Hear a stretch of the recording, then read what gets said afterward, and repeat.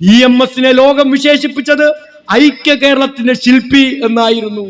1957 April മാസം 5-ാം തീയതി EMS നേതൃത്വം കൊടുക്കുന്ന ബാലറ്റ് പേപ്പറിലൂടെ ലോകത്ത് അധികാരത്തിലെത്തുന്ന ആദ്യത്തെ കമ്മ്യൂണിസ്റ്റ് ഗവൺമെന്റ് അധികാരത്തിലേക്ക് എത്തി 5 നാൾ തികയുന്നതിന് മുമ്പ് തീരുമാനിച്ചു, ഭൂപരിഷ്കരണ നിയമം നടപ്പിലാക്കലാണ് ഞങ്ങളുടെ ഏറ്റവും പ്രധാനപ്പെട്ട നയം എന്ന്.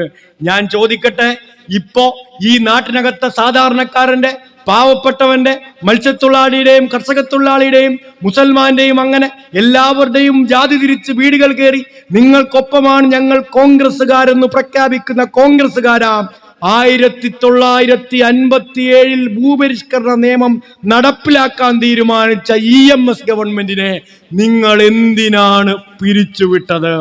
ഈ നാട്ടിലെ സാധാരണക്കാരന്റെ മക്കൾക്ക് വിദ്യാഭ്യാസം കൊടുക്കാൻ തീരുമാനിച്ച EMS ഗവൺമെന്റിനെ നിങ്ങൾ എന്തിനു പിരിച്ചുവിട്ടു? ഈ നാട്ടിലെ സാധാരണപ്പെട്ടവരിൽ സാധാരണക്കാരായ മനുഷ്യന്റെ ജീവിതത്തിന് വിലയുണ്ടെന്ന് പ്രഖ്യാപിച്ചൊരു ഗവൺമെന്റിനെ പിരിച്ചുവിട്ട ചരിത്രപാതകം ചെയ്തവരാണ് ഇന്ന് കേരളത്തിനകത്ത് വെള്ളയും ഇട്ട് നടക്കുന്ന കോൺഗ്രസ്സുകാർ എന്ന് ചരിത്രത്തെ നോക്കി പ്രിയപ്പെട്ടവരെ നാം ഓർത്തെടുക്കേണ്ടതായിട്ടുണ്ട്.